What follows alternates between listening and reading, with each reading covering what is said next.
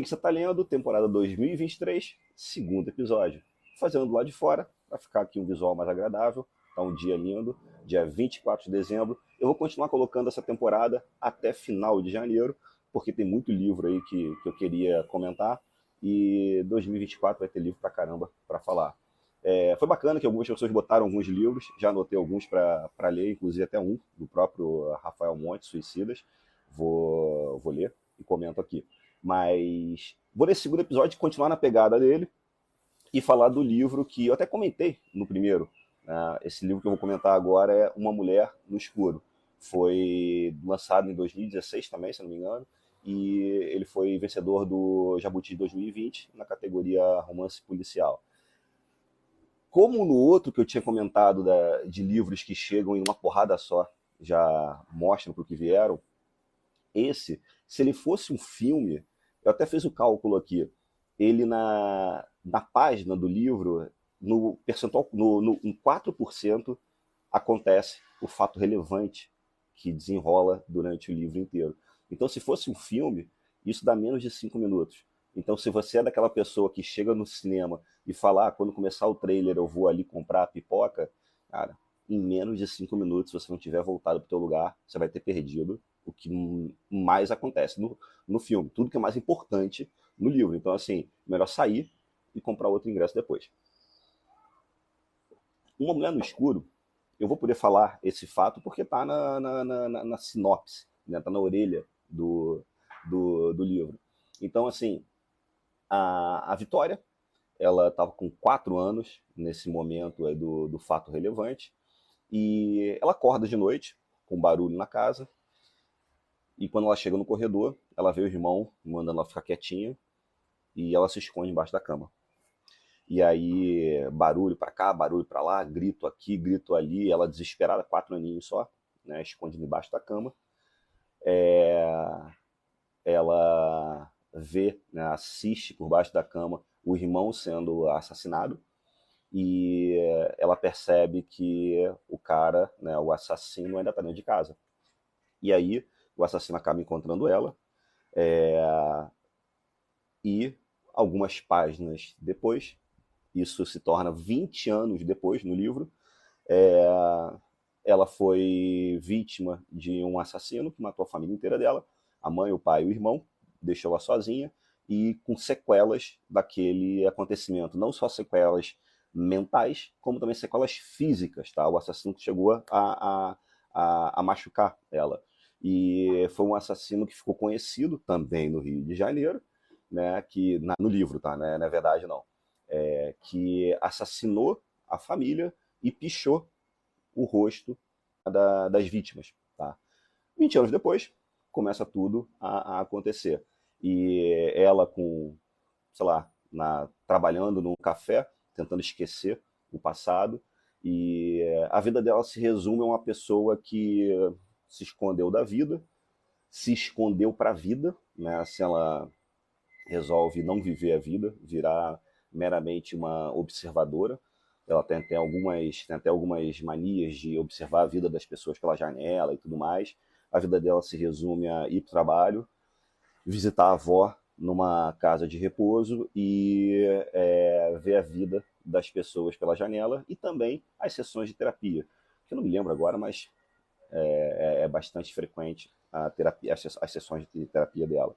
E o mais bacana, que vai desenrolando o livro, mostra uma menina jovem, na casa dos 20 e poucos anos, tentando lutar contra o passado, tentando esquecer o passado, tentando viver com o passado, mas ressignificando isso para tentar viver a sua vida.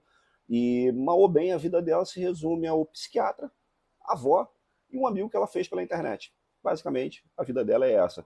E aí começa, ela tem um cara que sempre vai na cafeteria lá que ela atende, né, acaba atendendo o cara, e o cara começa a se aproximar dela, só que ela tem um trauma muito grande de se aproximar de qualquer pessoa, né? Então ela trabalha muito nessa terapia, e as sessões de terapia são bem retratadas no livro, e é bem bacana, essas passagens da terapia são bem bacanas.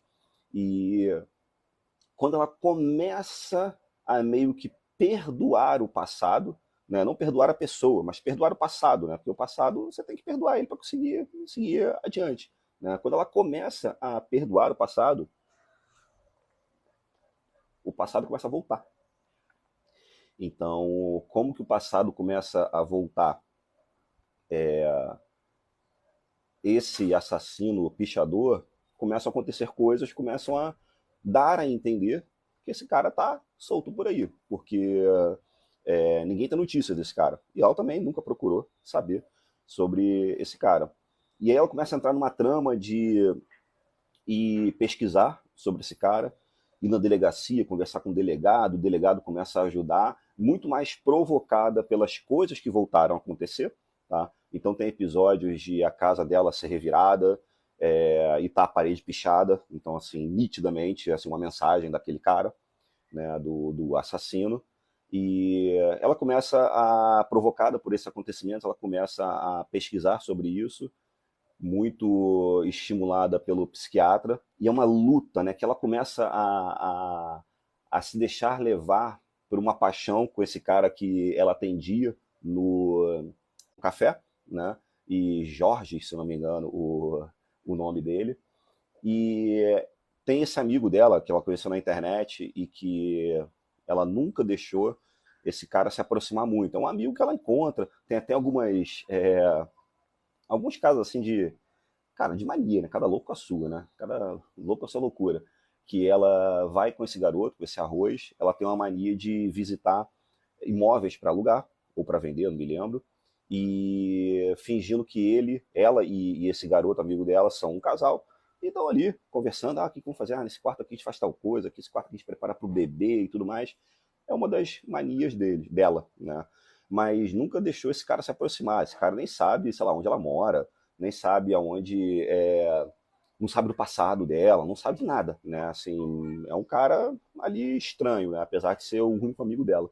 E ela, quando começa a se envolver com esse cara, né, começa a acontecer algumas coisas que são estranhas, né? Ela começa a perceber algumas coisas que não são legais sobre esse cara.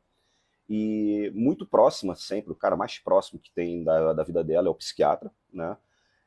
Começa a ajudar ela a pesquisar e se aprofundar nos episódios, e de repente começa tudo a ser meio que sabotado, né? Assim, ela começa a perceber que o cara que ela estava se aproximando é um cara estranho, é um cara que estava obcecado no passado dela, sem saber, ela então começa a achar que esse cara é o assassino do passado, que o nome do assassino é Santiago, começa a achar que ele é o Santiago, começa a falar isso com o advogado, com o delegado e tudo mais. E ela começa a pesquisar parentes antigos para saber como que foi esse desenrolar, né? E porque o pai dela, que foi morto, um ponto importante que esqueci de mencionar, o pai dela e a mãe, né, o irmão, foram mortos porque o pai dela era dono de uma escola. E o assassino era um aluno da escola. E quando ela começou a descobrir a trama, esse aluno já tinha tido vários desvios de comportamento e tinha uma namorada que era ninguém conhecia, mas na verdade não era uma namorada, não era uma aluna, era uma funcionária do colégio e que era parente dela.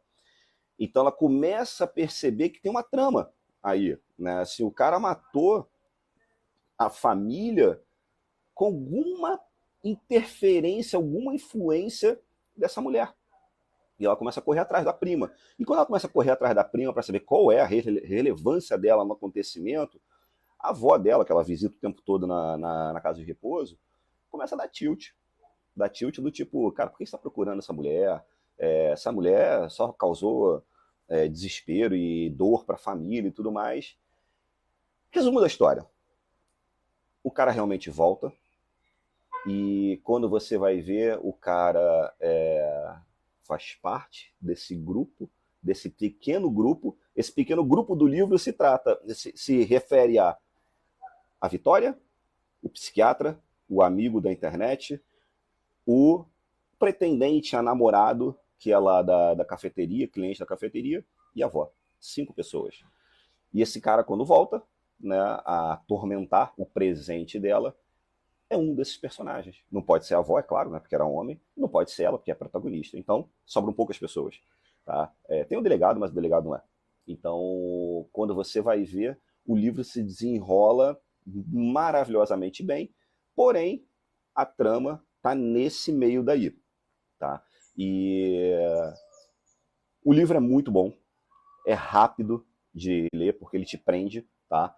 E ele tá entre os top sellers da Amazon em várias categorias, tá? Eu até vi aqui para pegar minha colinha aqui, ele, deixa eu pegar aqui, cadê? Amazon. Pronto, voltei. Na Amazon ele custa, cadê aqui? Ele está custando a capa comum R$ 46, no Kindle R$ 34,90 e 256 páginas. Ele também é da Companhia das Letras, mas é relevante isso. E ele está na categoria suspense de espionagem política. Nossa, categoria horrível essa. Oitavo, em sétimo em policial, crime, suspense e mistério. Em 13º em psicológicos, mistério, thriller e suspense. Livro muito bom. Insight. Aí dá para tirar alguns insights sim, tá? Desse livro. Eu acho que o principal é, cara, o pior que tenha sido as situações que você viveu, compartilhar é bom demais. Né? Então compartilhar faz você, quando você bota para fora, fala, né? Porque pensar você fica remando demais, mas quando você fala, você lida de maneira diferente com aquilo que você está falando. Então compartilhar ajuda demais. Um outro ponto interessante também é, por mais bizarro ou relevante que tenha sido alguma coisa que você viveu, o passado meio que é como se fosse, sei lá, uma terra e você fosse uma árvore. Até interessante, né? Qual árvore você seria, né? Se você fosse uma árvore, né? Sei lá, pensei nisso que aqui na minha sala tem uma palmeira. E outro dia eu tive que adubar ela, porque ela tava meio ruinzinha. Pensa dessa maneira, você é uma árvore, cara. E teu passado é a terra. Se você atochar a terra, você mata a árvore, você mata a planta, não importa. Se você botar pouca, também você não cria raiz, né? E a árvore ali não vai crescer, ou vai morrer, ou vai tombar, né? Então, assim, pensa nisso, do tipo, cara, teu passado ele tem que estar ali, faz parte de você, faz parte de quem você é. Porém, ele, assim, aquele passado, ele é referência, mas ele não é presença, né? Então você tem que ter noção dele e tirar dali coisas boas e coisas ruins, porque todas as coisas boas do teu passado fazem mal para você em algum momento, e todas as coisas ruins do passado fazem bem para você em algum momento. Então, assim, o insight desse livro é, cara, o teu passado faz parte de você, toca a tua vida, e sabendo quem você é, sabendo o que ele te ajudou, o que ele te ferrou, mas bola para frente e vida que segue, né? Mas o livro é muito bom, vale a pena, e esse foi o segundo episódio. Lembra, não tem diferença nenhuma entre uma pessoa que não sabe ler e uma pessoa que não lê. Então, leia autoajuda, leia gibi, leia poesia, leia literatura, leia livro técnico, leia qualquer coisa, mas leia. Fui!